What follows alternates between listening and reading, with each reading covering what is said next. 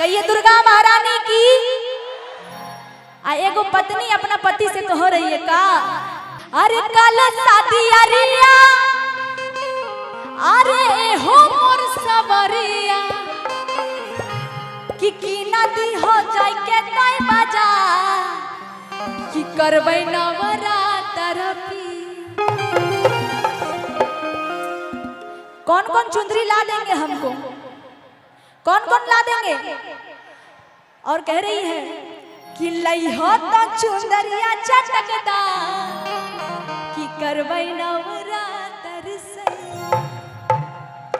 अभी नवरात्रि चल रही है ना, और चुंदरी तो चाहिए ही चाहिए। तो कह रहे हैं कैसे कि कल शादी अरिया, ए हमर सबरिया, कि नदी हो जाके त बाजार, करबै नवरात्र सही। कल शादी अरिया, ए हमर सबरिया, कि नदी हो जाके त बाजार, करबै नवरात्र। ए भाई तनी हाथवा उठाओ तो, ऐसे करो कि लइया त चुनरिया चटकदार, करबै नवरात्र सही। लइया त चुनरिया चटकदार, करबै नवरात्र सही। ओ कल शादी अरिया, ए हमर सबरिया, कि नदी हो जाके त बाजार, करबै नवरात्र सही।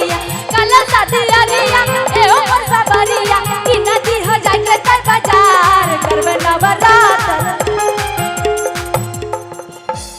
कौन कौन चुंदरी ला देंगे।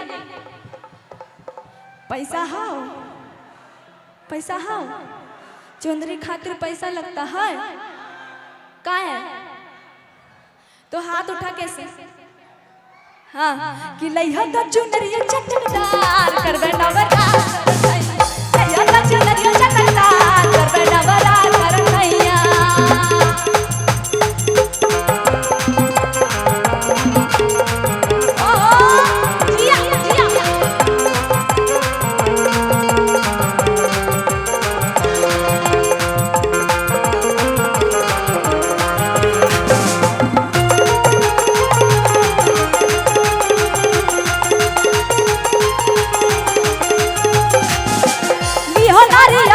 और गंगा जल हो,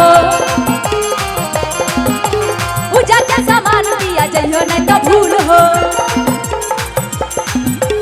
लिहो नारियल पिया और गंगा जल हो, पूजा के सामान पिया जइयो नहीं तो भूल हो। पिया देवी मैया होता हो सहैया, महिमा है इनकर अपार, करबै नवरात्र सही।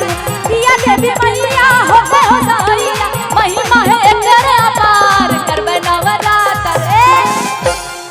ए भाई किस किस के पास गमछा है, गमछा थोड़ा सा डांस करो ना, ऐसे चुंदरी जैसा, चुंदरी जैसा ऐसे निकालो, निकालो पूरा ऐसे, ऐसा ऐसा गमछा को ऐसा, हाँ वो भाई जैसा जी रंग सदका, सदका गमछिया वाला जैसा।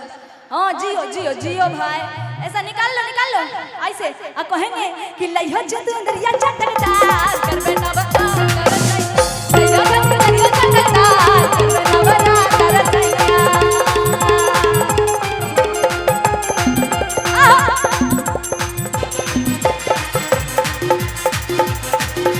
क्या बात है।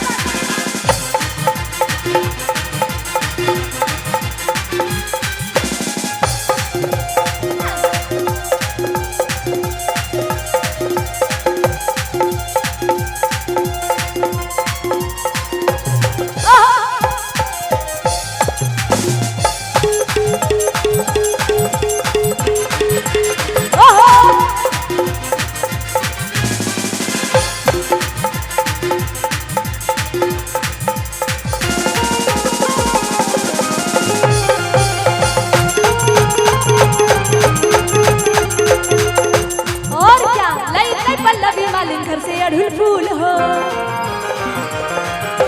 पूजा के सामान पिया जइयो नहीं तो भूल हो। लई लई पल्लवी मालिन घर से अड़हुल फूल हो, पूजा के सामान पिया जइयो नहीं तो भूल हो।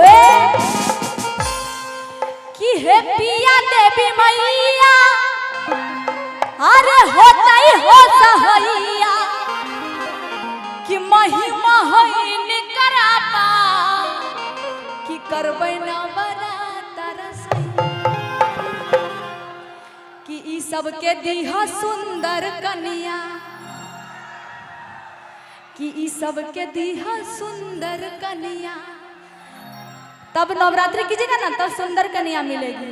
हाँ कि करबे नवरात्रि बारंबार, दीहो इसके सुंदर कन्या।